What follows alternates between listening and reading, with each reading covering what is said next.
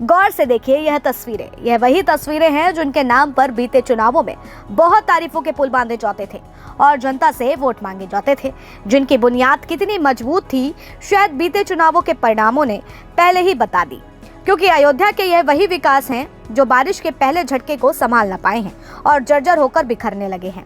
यह तस्वीरें अयोध्या के रामपथ मार्ग की है जो अब धंस कर गड्ढे में तब्दील हो गई है। बताते चले कि अयोध्या में 4 दिन पहले तेज बारिश हुई थी, जिसके बाद 13 किलोमीटर के रामपथ पर 13 जगह सड़क धंस गई। 8 फीट तक गहरे गड्ढे हो गए। कई घंटों तक ट्रैफिक जाम लगा रहा। बारिश रुकने के बाद लोक निर्माण विभाग के अफसरों ने आनन फानन में गिट्टियों से गड्ढों को भरकर लीलापोती कर दी थी। मामला सामने आया तो देश भर में 8 से 44 करोड़ की लागत से तैयार रामपथ के धंसने की चर्चा होने लगी। विपक्ष ने विकास मॉडल पर सवाल उठाए तो चर्चा ने तेजी पकड़ी, जिसके बाद योगी सरकार एक्शन में आई और उसके बाद पीडब्ल्यू के जल निगम के 3 इंजीनियर सस्पेंड तो कर दिए गए, लेकिन सवाल भी खड़े हो गए कि कहीं एयरपोर्ट की छत गिरती है जिसमें एक ड्राइवर की मौत हो गई। लापरवाही का सितम एक जान से गंवाना पड़ा और अब वो विकास के मॉडल पर सवाल खड़े हुए जिसका डंका देश में नहीं बल्कि दुनिया भर में चल रहा था। बता दें कि इन गड्ढों को लेकर असल वजह क्या है, तो सुनिए।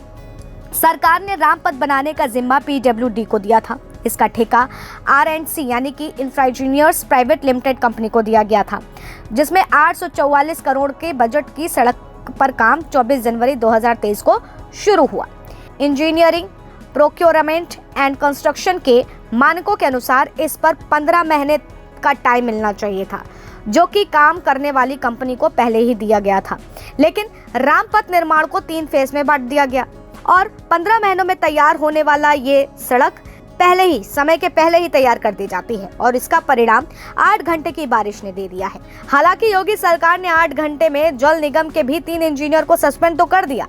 इनमें एग्जीक्यूटिव इंजीनियर आनंद कुमार दुबे हैं, असिस्टेंट इंजीनियर राजेंद्र कुमार यादव हैं और जूनियर इंजीनियर मोहम्मद शाहिद हैं।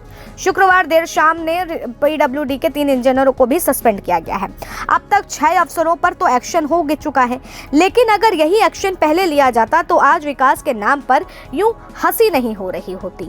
सवाल तो इसी बात का है क्योंकि विपक्ष को भी विकास मॉडल को लेकर के अब चर्चा करने का मौका मिल गया है और ये वही अयोध्या है जिसको लेकर के लगातार वहां से विकास की बड़ी बड़ी बुनियादों के नाम पर वोट के पुल बांधे जा रहे थे। लेकिन अब उसका सच भी इस तरह से निकल के सामने आ रहा है कि जल्दी का काम शैतान का काम होता है और शैतान का काम किस तरीके से अब सरकार पर भारी पड़ रहा है वो आप खुद देख सकते हैं।